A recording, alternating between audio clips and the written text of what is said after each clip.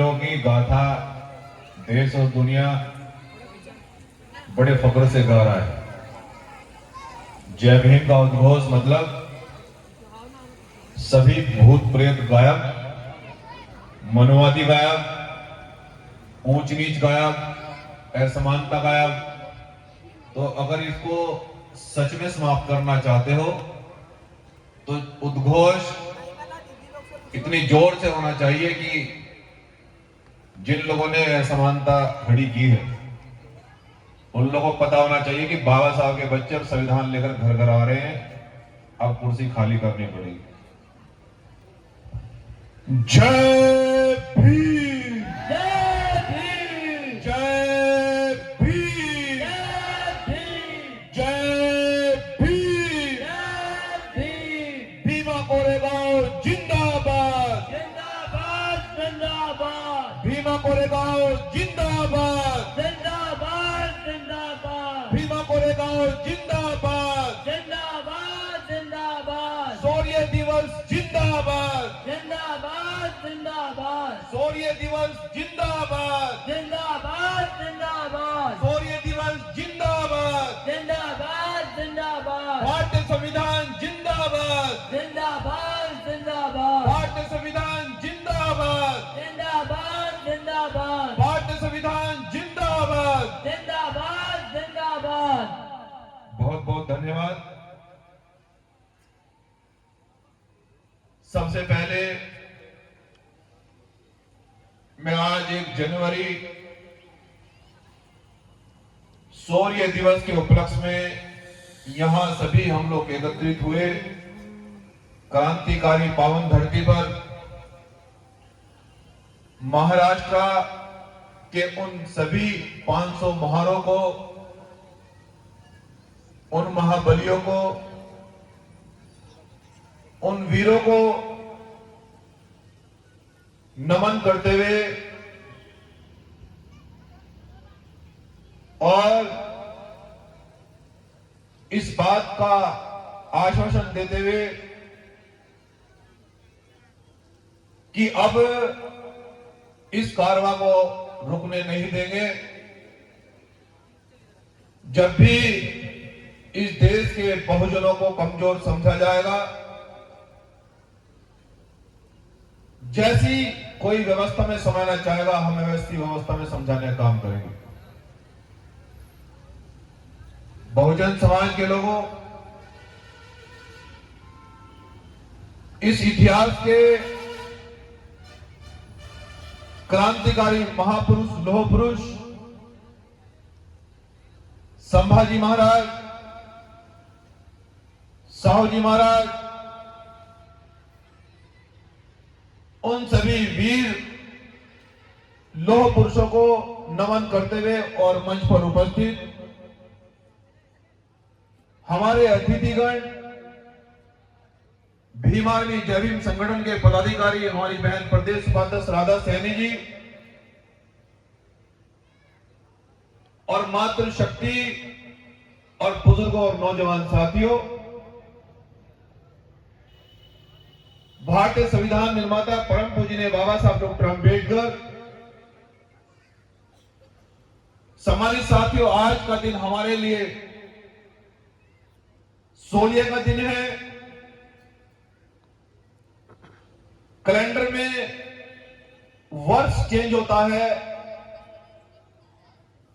और आज के दिन बहुजन समाज के लोगों ने एक ऐसी गाथा असमानता के खिलाफ, अन्याय के खिलाफ, अन्याय पर न्याय की जीत के लिए, समानता के लिए, जिनके दिमाग और दिल में ऊंच नीच असमानता का भ्रम था, उन वीरों ने उस असमानता को खत्म करके समानता स्थापित करी। उन सभी वीरों को नमन करते हुए बहुजन समाज के लोगों, लेकिन यह इतिहास 1818 में लिखा गया।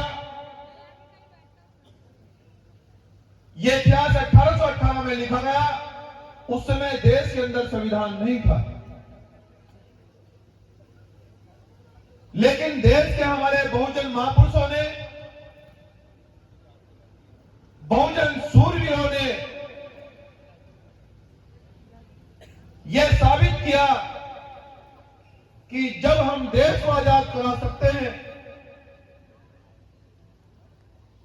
जो देश की तरफ गलत निगाहों से देखेगा, हमारे देश को तोड़ने का काम करेगा, तो उन्होंने भीमा कोरेगांव कर दिखाया।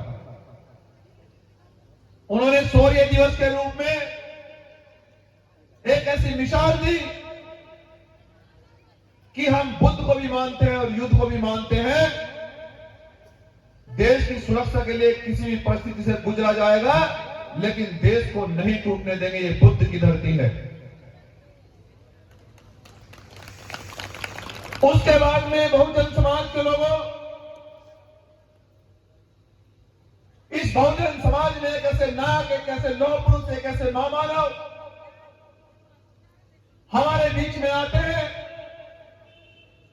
और जब देश और दुनिया की, यहां भारत देश की व्यवस्था को देखते हैं कि ऊंच नीच, भेदभाव, अधिकारों को समाप्त किया जा रहा है, महिला को अधिकार नहीं है, मनुस्मृति को लागू करने की कोशिश की जा रही है, जाति के नाम पर सताया जाता है, माताओं, बहनों और बुजुर्गों, नौजवान साथियों, शौर्य दिवस के बाद अब मैं उस कॉन्स्टिट्यूशन पर बात करना चाहता हूं। मैं उस संविधान पर बात करना चाहता हूं जिसको लिखने के लिए हमारे भगवान, हमारे रहबर बाबा साहब डॉक्टर अंबेडकर ने जाने कितने उत्पीड़न झेले, जाने कितने सामंती लोगों का विरोध झेलकर आज हम यहां से, इस मंच से बोल रहे हैं।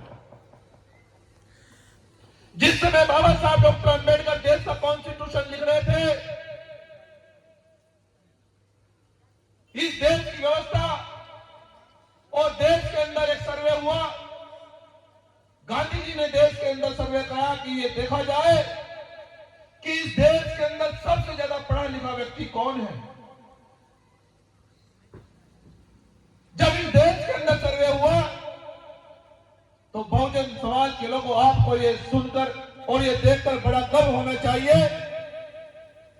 कि इस भारत देश में, इस बुद्ध की धरती पर, जिसको क्लास में नहीं बैठने दिया, सबसे पढ़ा लिखा व्यक्ति वही बाबा साहब डॉक्टर अंबेडकर है। जिसको पढ़ने नहीं दिया गया, वही सबसे बड़ा पढ़ा लिखा व्यक्ति लंदन से, कोलंबिया यूनिवर्सिटी से LLB की डिग्री, प्रथम स्थान प्राप्त करके इस भारत की धरती पर आया है। और जब ये देश की सरकारों को, देश के बड़े नेताओं को यह पता लगा कि सबसे पढ़ा लिखा व्यक्ति बहुजन समाज में जन्मे बाबा साहब डॉक्टर अंबेडकर है, तो बाबा साहब डॉक्टर अंबेडकर सबसे पहले सदन में जाकर संविधान लिखना चाहते थे, आपके साथ में न्याय करना चाहते थे, इस असमानता को खत्म करना चाहते थे, जिनको कभी अधिकार ही नहीं मिला। महिलाओं को कार खोलनी में बंद करके रखा जाता था, महिलाओं पर मनुस्मृति लागू कर दी गई थी। बाबा साहब डॉक्टर अंबेडकर ने उस मनुस्मृति को बीच चौराहे पर जलाकर यह संदेश दिया, मैं फिर से कह रहा हूं कि यह बुद्ध की धरती है, देश को नहीं टूटने दिया जाएगा, कि महिलाओं को भी बराबर का सम्मान मिलेगा। ये बाबा साहब डॉक्टर अंबेडकर ने करके दिखाया।